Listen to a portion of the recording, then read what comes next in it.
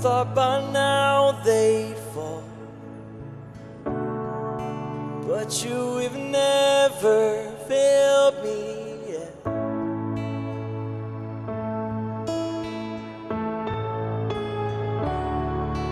Waiting for change to come, and knowing the battle's won,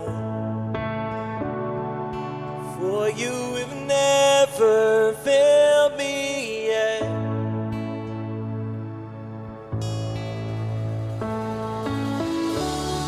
Your promise still stands, great is your faithfulness, your faithfulness. I'm still in your hands, this is my confidence, you've never failed me yet.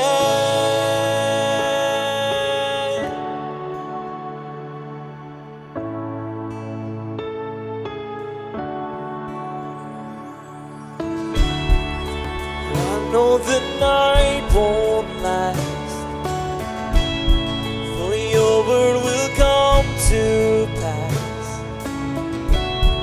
and my heart will sing your praise again.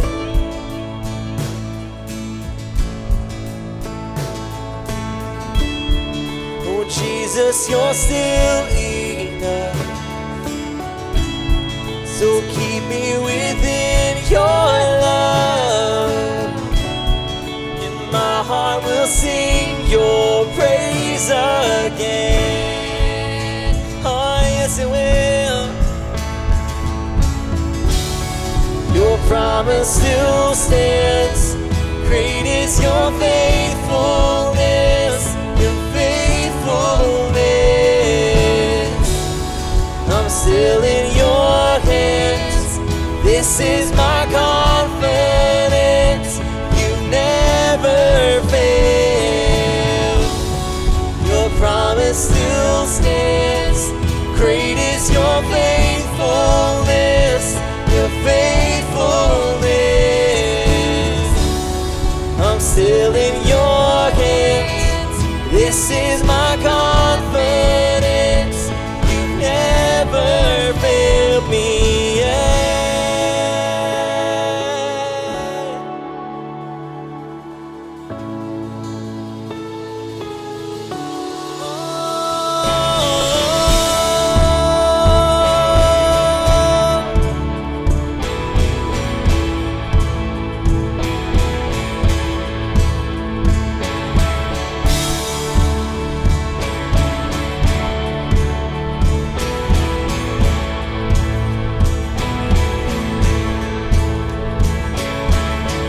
I've seen you move, you move the mountains, and I believe I see you do it again.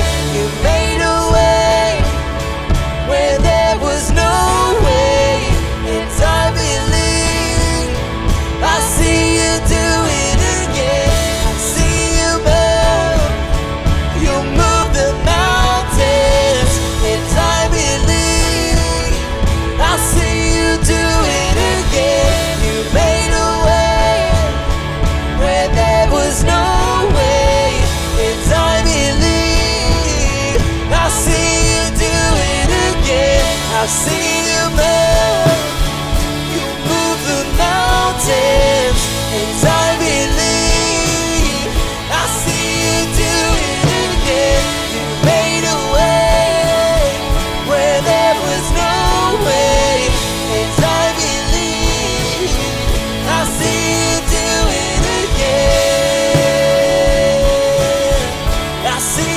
do it again.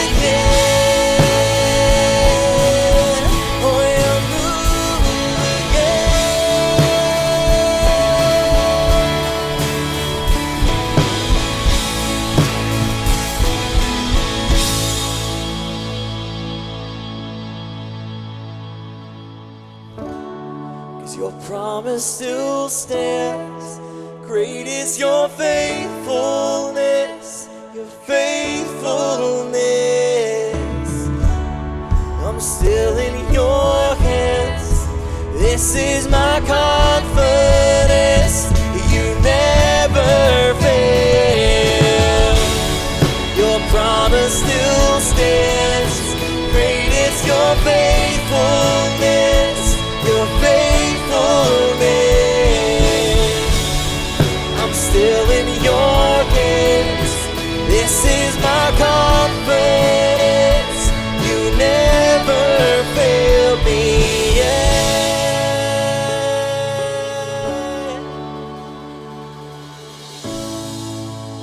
Oh, you've never failed me yet, and I never will forget that you've never failed me yet.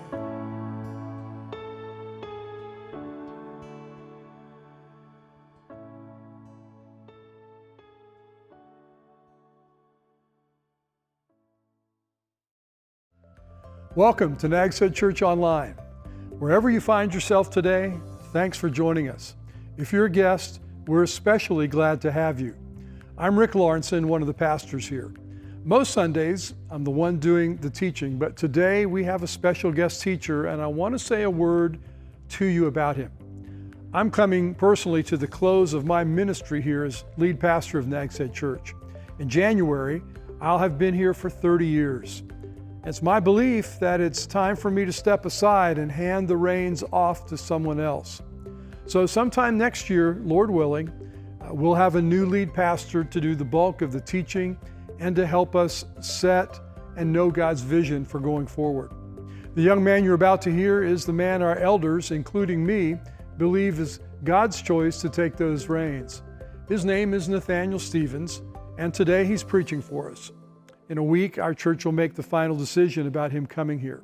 So I think you're going to be well fed today and by his message in our series on the kings of Judah and Israel.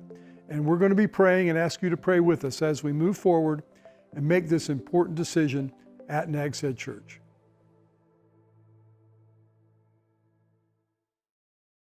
Hello, Nags Head Church. My name is Nathaniel Stevens, and I am so excited to be joining you today and to be going through your series on Kings. And I have the privilege of talking about a young man by the name of Joash today. Before we get into it, I thought I'd tell you a little bit of a story in the middle of the summer heat about a cold winter day. So I grew up in eastern Pennsylvania, and in the wintertime, we had a bunch of neighbors who had ponds, and those ponds would freeze. And one of our favorite activities was to go skate on the ponds. So I was probably 7 or 8 years of age. We were skating on a neighbor's pond. I skated too close to the area where the spring fed into the pond. And you know the story. Next thing I know, I'm standing waist deep in my jeans in freezing cold water. So I had to go home. So it was about a quarter of a mile walk home. It was just at dusk. My siblings were staying playing because they had lights up. And man, I remember that walk. It seemed so long and so cold. And I just kept thinking about arriving home. I grew up in an old stone farmhouse. It was built in the 1750s, and we had a giant stone fireplace. And I just imagined the warmth of that fire. I imagined the warmth of my parents' presence, and it just kept me going.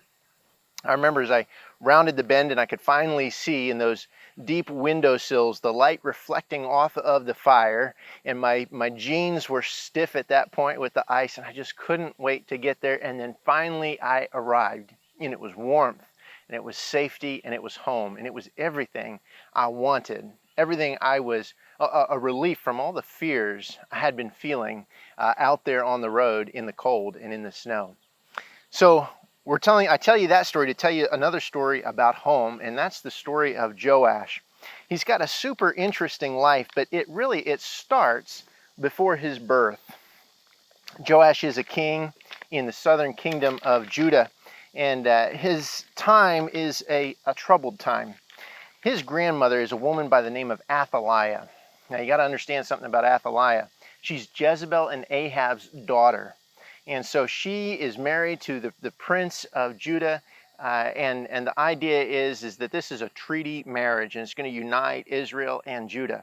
But Jezebel's a wicked woman, and her daughter's just like her. Athaliah is just like her mom, Jezebel. Jezebel, if you remember, goes out and tries to eliminate all the prophets of God, kills them. And Athaliah is similar. If you look at 2 Chronicles chapter 22, It says in verse 2, Ahaziah was 22 years old when he began to reign. He reigned 1 year in Jerusalem. His mother's name was Athaliah, the granddaughter of Omri. He also walked in the ways of the house of Ahab, for his mother was his counselor in doing wickedly. He did what was evil in the sight of the Lord, as the house of Ahab had done, for after the death of his father, they were his counselors to his undoing. So what you see is Athaliah's son has been king, but he's actually killed by Jehu, and you heard about that in a previous message. And so Ahaziah comes to the throne, and Athaliah is his counselor, and she counsels him in all kinds of evil. So what happens with Athaliah as the story unfolds, she's like this wicked combination of the worst Disney characters ever, plus like some cultish activity. I mean, she is as bad can get. Athaliah's son Ahaziah goes to visit the king of Israel, right? Because this is a treaty now. And while he's up there, he's killed. And so Athaliah is back in Jerusalem, and she says to herself, you know what I'm going to do? I'm going to eliminate the Davidic line. I'm going to kill all the descendants of David, and I'm going to take the throne myself. Man, this is wicked, wicked stuff. Pull back a little bit from that context, and you got to understand this. God had promised to David that the Messiah would come through his line. And so not only is this woman in a wicked, power-grabbing role, but there's also something just demonic about her attempt to eliminate the hope of humanity, the hope of redemption. She's a bad character.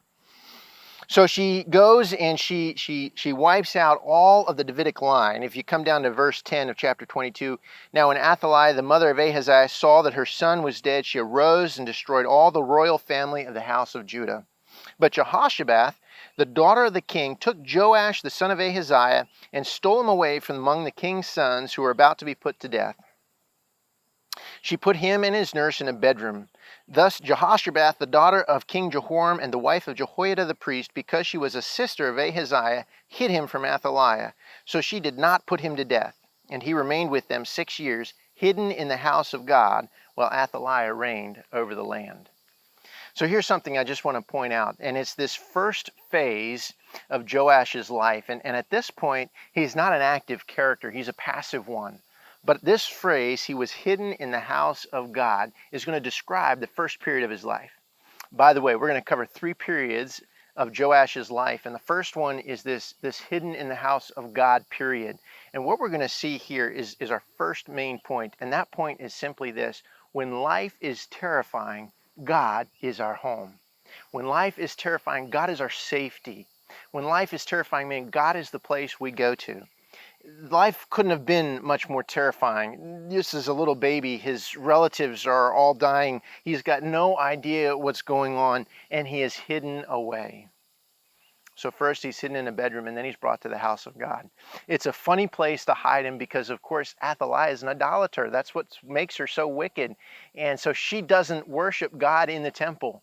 But Jehoiada the priest takes Joash under the very nose of Athaliah and hides him in God's home. He's hidden away in God. When life is terrifying, God is our home. I don't know about you, but for me, these are some terrifying times.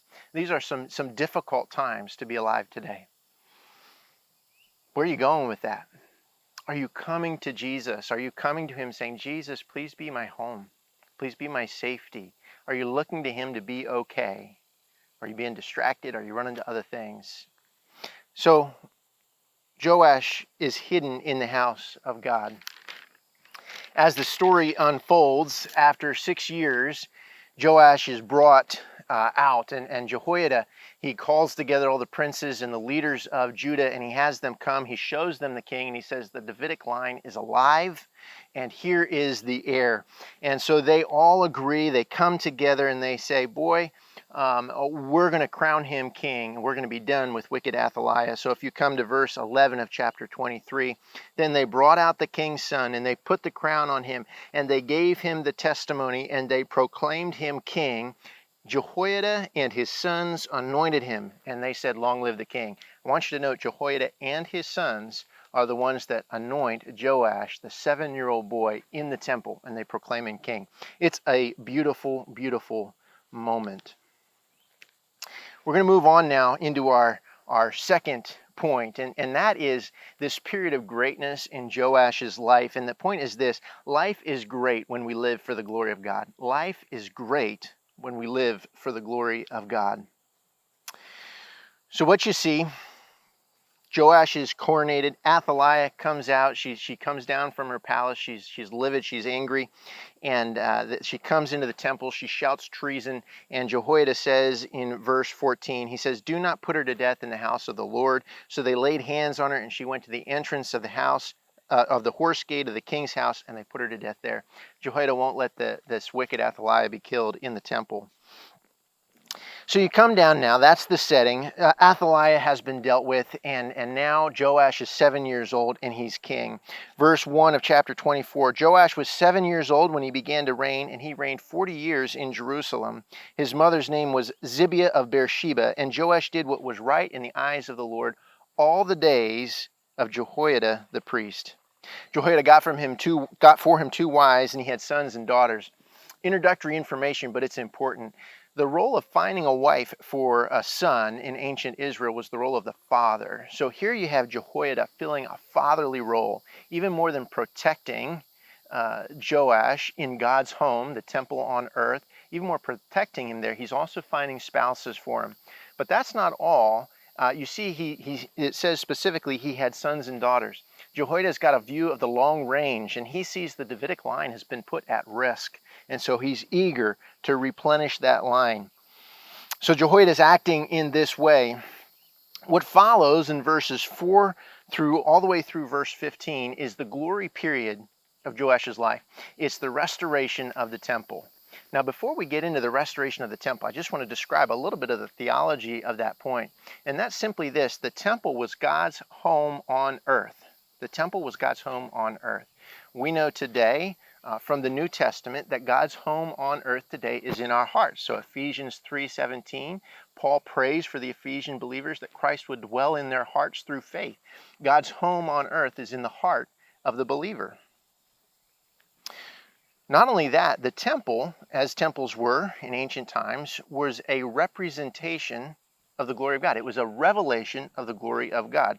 So people would put a lot of money and a lot of effort into the beautification of their temple so that people would come and say, "Wow, your God's amazing," right?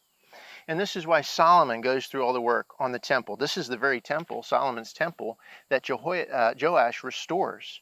And so the restored temple reveals the glory of God well. And that's an important point. And that's what Joash is going for. He wants the glory of God to be shining out through Jerusalem and through the world through the beautiful temple. So just important things to note. After this, verse 4, Joash decided to restore the house of the Lord. He determined in his heart, I'm going to bring God glory by restoring his house, by fixing it up. By the way, what had happened to it? Well, one thing had happened, it had just been a while, right? Houses break down, they need to be fixed up. But that's not all. If you look at verse 7, it says, "For the sons of Athaliah, that wicked woman, had broken into the house of God, and had also used all the dedicated things of the house of the Lord for the Baals." Now, this is what happens, right? She had sent her followers in. Hey, loot the temple of God. Take all the implements and let's use them in the worship of another God, right? And so the glory of God, the revelation of the glory of God in the temple, took a big hit through that. Another thing to note as Joash seeks to restore the temple is it takes 2 temps, right? He sends the priests out, I want you to go and collect all the money. This is in 4 through 7, and they don't get the job done. So he takes it on himself, verses 8 and following, and he puts a chest in, and people fill the chest up. And in this act of restoring the temple, restoring the glory of God through the temple, there's great joy. Verse 10, "And all the princes and all the people rejoiced, and they brought their tax, and they dropped it into the chest until they were finished." I don't know about you, but usually April 15th isn't a day of great joy across America, right? But these people are thrilled because they are restoring the house of their God. The glory of God's going to shine out again through Jerusalem. So it's a moment of tremendous joy. And so this follows, and they've given so abundantly. Not only do they do that, like the construction stuff and restore the actual structure, but they've got money left over, and so they remake all the implements of worship. And this is the great glory of Joash's life.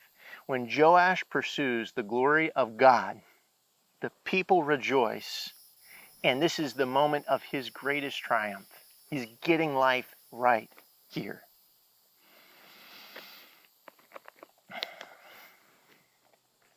So what does this mean for us? All right, so let's just walk through that a little bit. Well, your heart and mine, we're the temple of God, right? I think so often we can let that become sort of shabby and run down, can't we? And man, we get our hearts distracted by other things, and perhaps maybe even the time, the energy, the thoughts that are supposed to be devoted toward God, man, we direct them elsewhere. Just like Athaliah came in and took all the implements of worship and she used them for the Baals, right? That can happen in our hearts, and it is to our loss when that happens. And so God here is revealing to us, hey, you are my children, and my presence dwells within you. And as you take care of your walk with me, as you walk with me, my glory is revealed through you to the world. And that will bring you and your world great joy. That's what God has for us, man. We walk with God not because it's this onerous burden, but because it is the greatest, most satisfying, soul-fulfilling thing that a person can do, because we were made to do. We were made to walk with Him. So that's the second phase of Joash's life, this triumph, this moment of glory. We'd want to stop there. There are some characters in the Bible where I think to myself when I read their story, they lived too long. I wish they had died sooner. Now that's horrible, right? That's not gracious thinking at all. But oh, if the story had ended there. Sadly, it doesn't, right? Verse 15, but Jehoiada grew old and full of days and died. He was 130 years old at his death.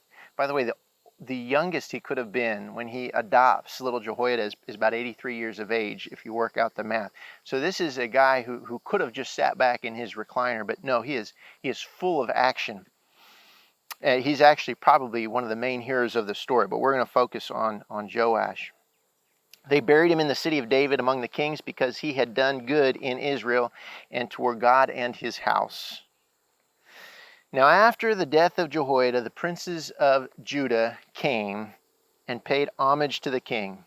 Then the king listened to them. And they abandoned the house of the Lord, the God of their fathers, and they served the Asherim and the idols. So what happens? Well, Jehoiada's dead, and he had been the counselor to Joash. And with him gone, the princes of Judah come, and they stand before the king, and they flatter the king.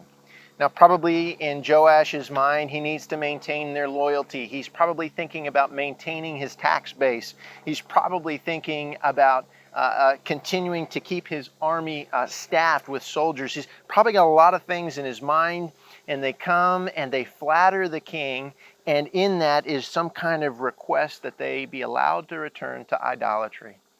And Joash grants the request. Joash grants the request. It's one of the most stunning 180s in the Bible. They abandoned the house of the Lord, the God of their fathers, and served the Asherim and idols. Do you see that? They abandoned the temple of God, the home of God on earth. They abandoned it. And wrath came upon Judah and Jerusalem for this guilt of theirs. Then he sent prophets among them to bring them back to the Lord. These testified against them, but they would not pay attention. So they abandon God, they leave God, and God pursues them, and he sends prophets, and he sends people to them to say, hey, come back to me, Judah. Don't follow these gods.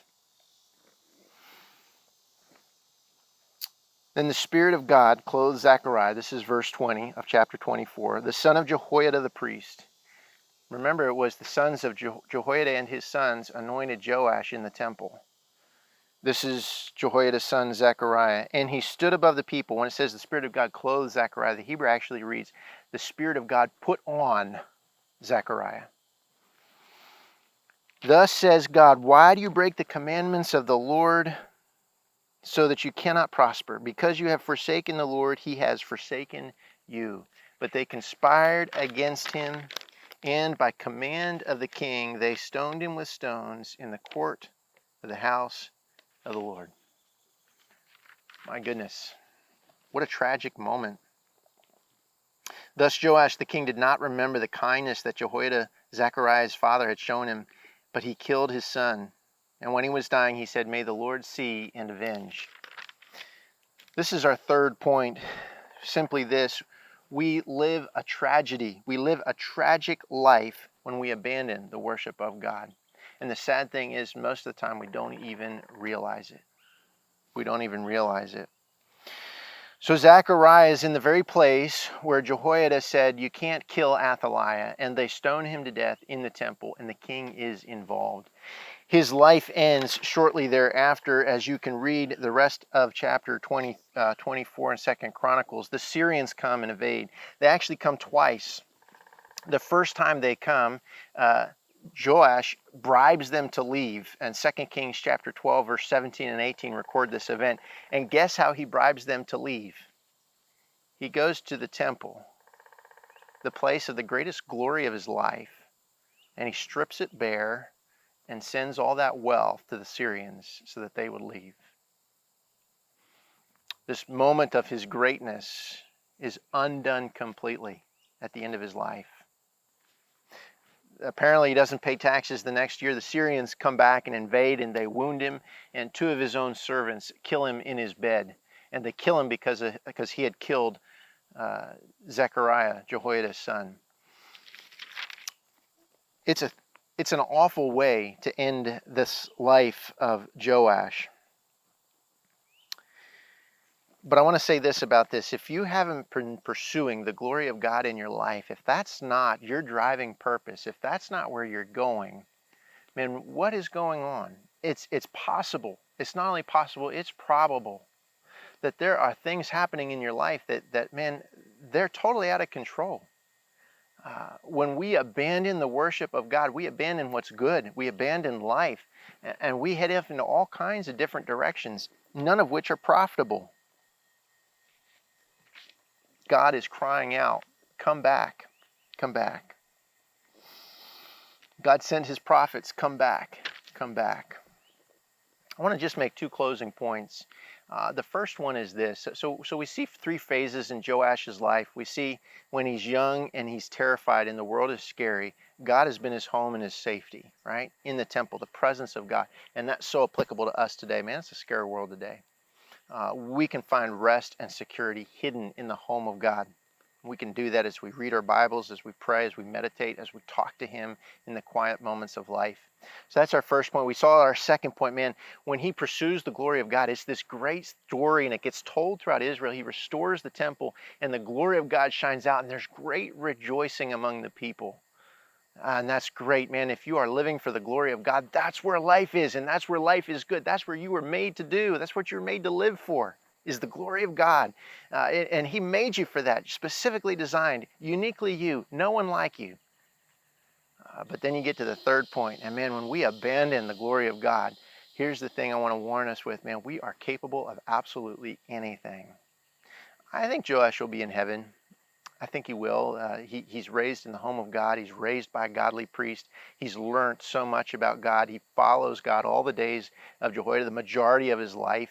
Probably it's the last 10 years about where he gives into idolatry. But man, it's stunning that he's able to make such a drastic turn. But I think that's possible for all of us. We don't get to some place and we can't fall off. No, we always just need to walk with Jesus. So there's these two last points I want to conclude with. And the first one, Jesus concludes the parable of the talents, and two servants get an admonition. Good job. And Jesus, when the master comes back, and Jesus is the master in the story, he says, "Well done, good and faithful servants. Enter into the joy of your Father." I want to live for that, right? I want that to be said when I step into his presence. Do you want that? What else is threatening that? I don't want to finish my days having done some good things in life and then wound up, man, just abandoning God and abandoning all of his goodness. I don't want to end up like that.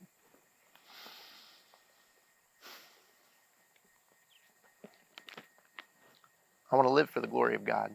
The second thing is this. Remember, we started with this picture of the Davidic line and it being threatened. If you're a believer today, you are a believer because there's a line, a spiritual lineage that goes all the way back to the apostles. Somebody told somebody, told somebody, told somebody until they told you. And there's a lineage in heaven above that has led to your faith in Jesus. God's got a lineage designed to go from you until he returns. And that lineage is always being threatened. It's always Satan's goal to get God's people to abandon his purposes, and to abandon his home, and to abandon him. And so there's a lineage for you.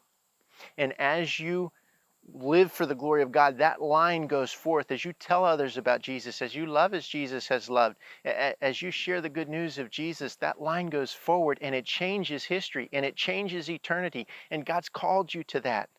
And as you engage, that's the life where when you go to see him, he says, well done, well done. And that's my heart for every single believer. And it's my heart for Nags Head Church. Hey guys, I'm so glad I had the opportunity to talk to you. Have a great week. Hey everybody, and thanks for tuning in to Nags Head Church Online today. We hope you enjoyed the service. If you did, go ahead and leave us a comment below and share this video with your friends. Next, be sure to go to nagsheadchurch.org and fill out a Connect card to ask any questions, submit prayer requests, or just let us know how much you enjoyed the service. If you feel called to financially support the ministry of Nags Head Church, the link is in the description above. Parents, make sure you check out the links to our Cowabunga Cove videos. All our kids ministry curriculum is now online. Just go to the Cowabunga Cove link above to head there on our website. Lastly, if you made a decision to follow Christ this morning, please reach out to us. The easiest way is to go to our website and click on the Connect tab in the top right corner. Or you can leave a comment on this video. One of our pastors will be sure to follow up with you and help you connect and grow in your relationship with Christ. Again, thanks for joining us today, and we hope to see you back here next week at Nags Head Church Online.